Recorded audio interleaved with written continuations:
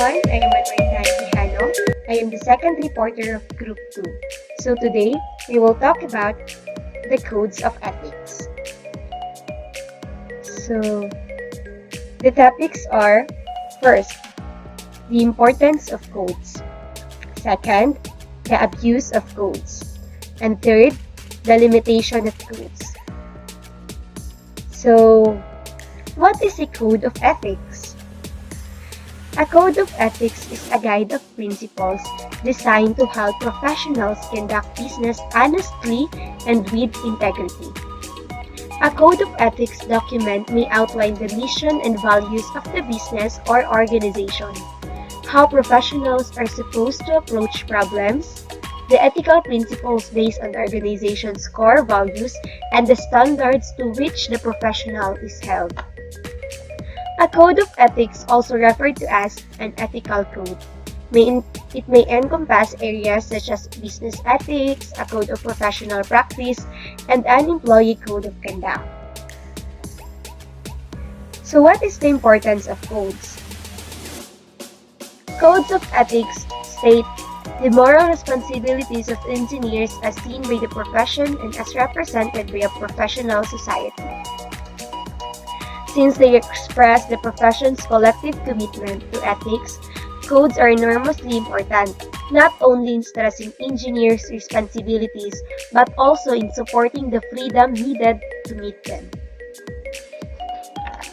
The engineering societies such as AAES, ABET, NSPE, IEEE, and AICTE have framed these codes of ethics which are helpful to engineers to strengthen the moral issues on their work.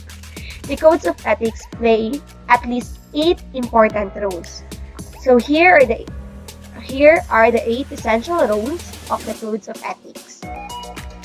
First is the serving and protecting the public.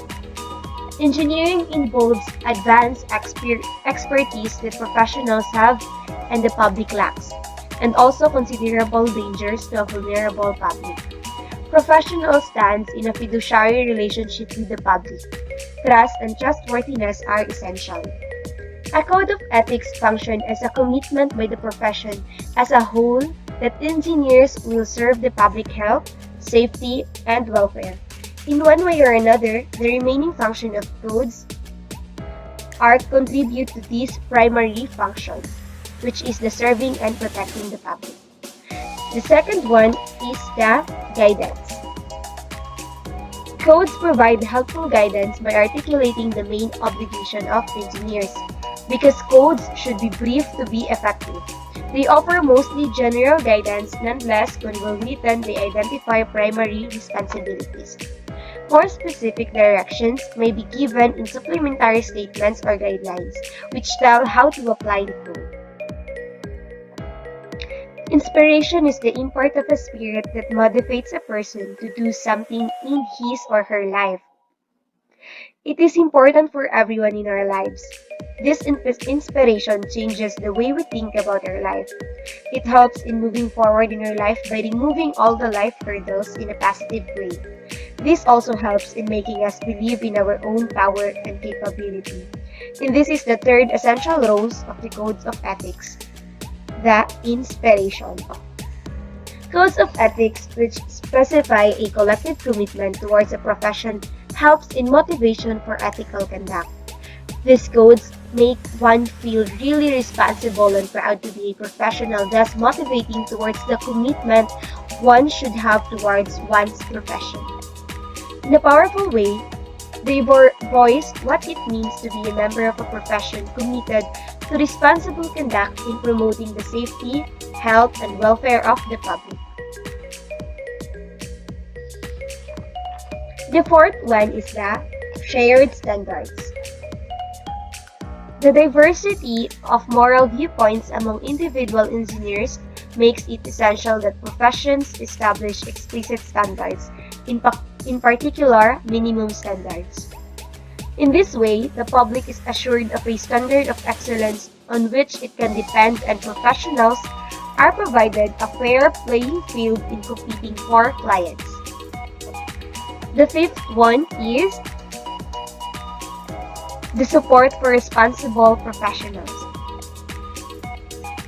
The professionals who act ethically have more positive support through these codes.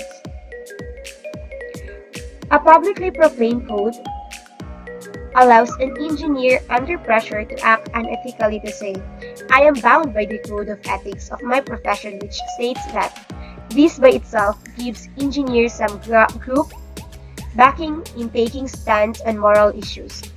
A professional engineer who has the intention to stand by the codes of ethics can have no harm from immoral professional obligations as he can reject smoothly yet formally. Next is the education and mutual understanding. The codes, which are widely circulated and officially approved by professional societies, promote a shared understanding among professionals, the public and government organizations about the moral responsibilities of engineers. The seventh one is the deterrence and discipline.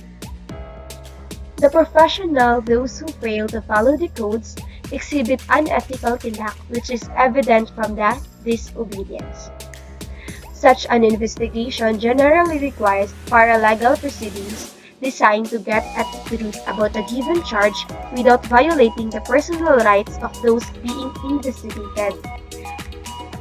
Unlike the American Bar Association and some other professional groups, engineering societies cannot by themselves revoke the right to practice engineering in the United States. Yet, some professional societies do suspend or expel members whose professional conduct has been proven unethical, and this alone can be a powerful sanction when combined with the loss of respect from the colleague and the local community that such action is bound to produce. And lastly, the contributing to the profession's image.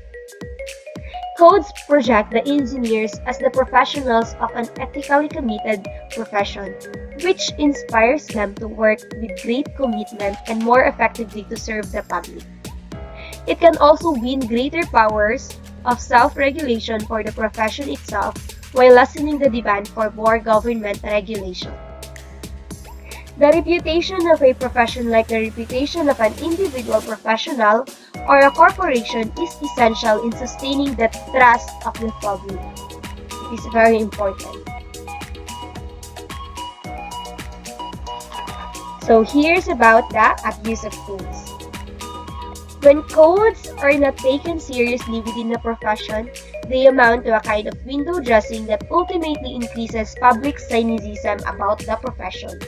Worse, codes occasionally stifle dissent with the profession and are abused in other ways, which is probably the worst abuse of engineering codes, is to restrict honest moral effort on the part of individual engineers to preserve the profession's public image and protect the status quo. Preoccupation with keeping a shiny public image may silence healthy dialogue and criticism, as an excessive interest in protecting the status quo may lead to a distrust of the engineering profession on the part of both government and the public. The best way to increase trust is by encouraging and helping engineers to speak freely and responsibly about public safety and well-being. This includes a tolerance for criticisms of the codes themselves rather than allowing codes to become a sacred documents that have to be accepted unethically. So, let's go for the limitation of codes. Codes are no substitute for individual responsibility in grappling with concrete dilemmas. Most codes are restricted to general wording and hence unavoidably contain substantial areas of blindness. Thus, they may not be able to straightforwardly address all the situation. At the same time, blur wording may be the only way new technical development and shifting social and organizational structure can be accommodated. Other uncertainties can arise when the different entries in codes come into conflict with each other. Usually, codes provide little guidance as to which entry should have priority in those cases.